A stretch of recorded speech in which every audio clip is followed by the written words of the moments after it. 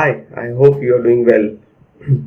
In the last lecture, we discussed about the actuator, where we seen what are the types of actuators and how the sizing and selection is done, and what are the accessories which have been used along with the actuator.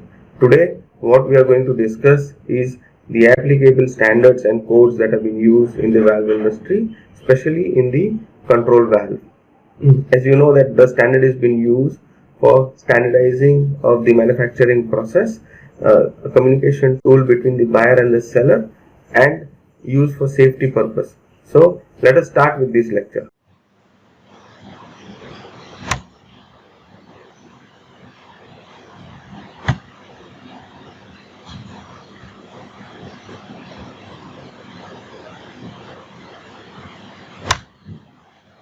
The content, we will see what is the definition of the code and the standard, and what are the different standards that have been used. Okay, first, a standard is a technical document on specific topic or a subject, while a code is a technical document very similar to a standard on specific topic and subject, but with legal liability. So it means if you follow a code and something happens, you are bound to have some liability for that, while for the standards it is more to do with the standardization, communication between the buyer and the seller, and for safety purpose. Code comes with the legal liability.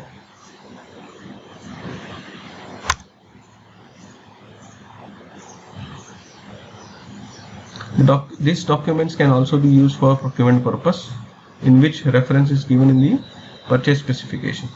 The vendor must follow this document without a customer explaining them any other requirements. These documents are actually an excellent communication tool between the buyer and the seller. With such documents, safety features and complete standardization can be done, due to which cost control, time saving to explain the requirement, and manufacturing time can be reduced easily. Let us consider a scenario where there is a refinery is being put up in the Middle East. The pipes are coming from a different part of the world, the flanges may be coming from different part of the world, and the valves may come from different areas. So imagine the communication between the pipe vendor, the flange vendor, and the valve vendor will become too much, and it will take maximum time. Even after the order is placed. So because they are not sure what will fit how and where it will fit, and so and as the end user, he needs to check again and again to make sure that everything is going well and communicated to the vendors. But on the other side, it could be simple that you inform the vendors the applicable standards and the codes which the vendor must be followed, and one has to inspect the component based on those standards. It will give 100% surety that all the components will fit properly irrespective of where they are manufactured. Another thing which I wanted to add is that this document can be used as a reference document.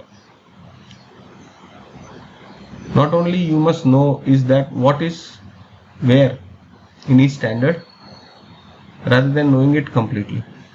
So you don't have to mug up the whole standard. You must only know that which standard is for what and what is available in each standards. As you progress towards referring those standards on daily basis, you will come to know that a lot of data are available and you can summarize them quickly. Okay, here the list of different standards. Based on my experience, I have made a list which I believe that it should cover the maximum requirement of the control valve industry, but it doesn't mean that it is a complete list. Okay, so for terminology, there is a standard for ISA 75.501 control valve terminology. The piping code is there, power piping and process piping. Even for refrigeration, there is a standard, I think probably 31.5 or 31.8, I'm not sure, but one of them.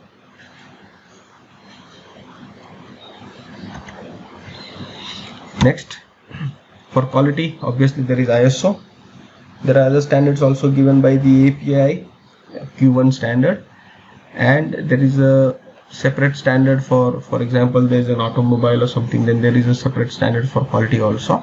But for us it is ISO 9001. We can have a QMS defined by the MR of the company, and that can suffice the requirement for quality. For design, this is the other standard, ASME 16.34.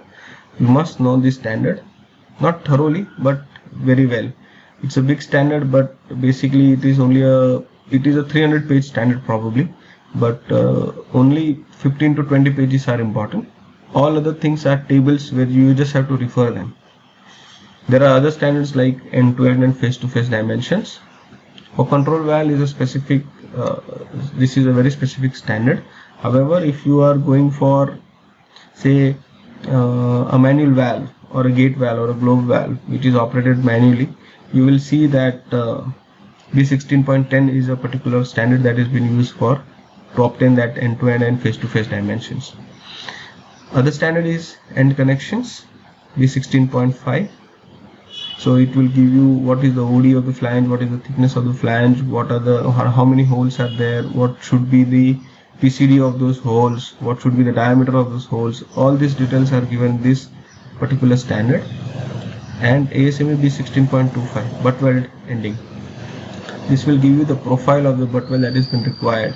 So imagine there's a pipe vendor and there's a valve vendor. So you just have to tell them that you have to follow B16.25, and that's it. So both will make the same butt weld profile, and when on the site you can simply weld it and it can go ahead very easily. For material, there is an ASTM standard, that is American Society for Testing and Material. That is section 2, part A to D. A and B are mostly used to know what are the chemical properties and physical properties. For functional requirement, there are few standards. Most important for this is control valve seat leakage, FCS 70-2. Important standard is the ISA sizing. So all the equations that have been used for sizing are given in this particular equation, ISA 75.01.01. For body actuator interface, again here there are two vendors coming up. One is making a valve, another is making the actuator. So for them to have the communication, there is one particular, or 2 or 3 of them standards are given. So they have been, so you simply say, okay, this is the standard which I want to refer, and you make the valve accordingly. The actuator person will make the actuator accordingly, and you can simply hook up them easily.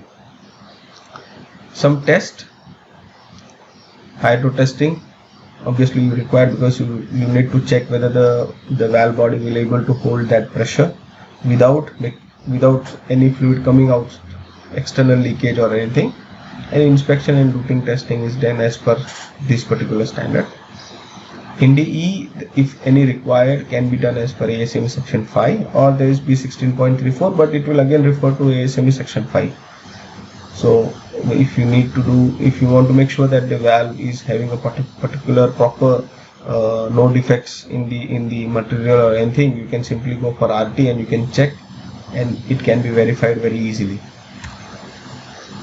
There are these particular standards, marking, data sheet. Even if you want to make a control valve data sheet, you have to follow a particular standard that has been given in this standard. And it is, because it becomes very easy for communication. Source oil and gas service, this is a particular standard, NACE MR0175.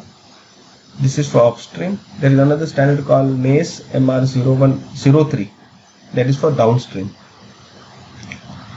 Okay, one more thing which I wanted to add is that you will see that there will be several standards with almost same content or purpose, but the most important thing you must remember is which standard the customer is asking us to follow. So even though the standards is same, but if the customer say no, you have to make a valve as per this standard, so you have to follow that particular standard. It depends now, because there are a lot of standards which has the same content but are created by different countries.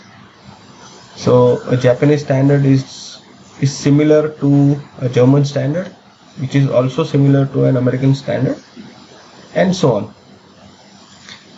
Another point which I wanted to add is that this code or standard which are written, they are actually written by a committee where the members have very specialized experience of 30, 40 years, 50 years, and normally what happens is a draft is generated first with people coming together, and then the voting is done for the final copy.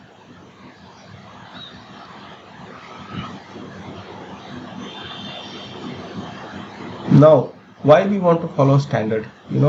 When such experience of so many people coming together with so much of experience, it becomes a very, very reliable source of guidelines for the customer and the vendor to follow.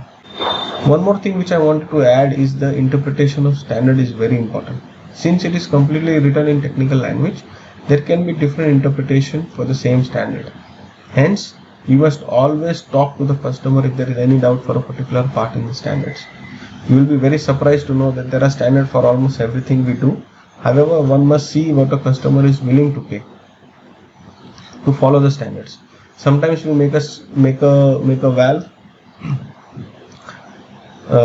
following all the important standards and everything, and then the valve itself becomes an overpriced product, and the customer may not be willing to pay.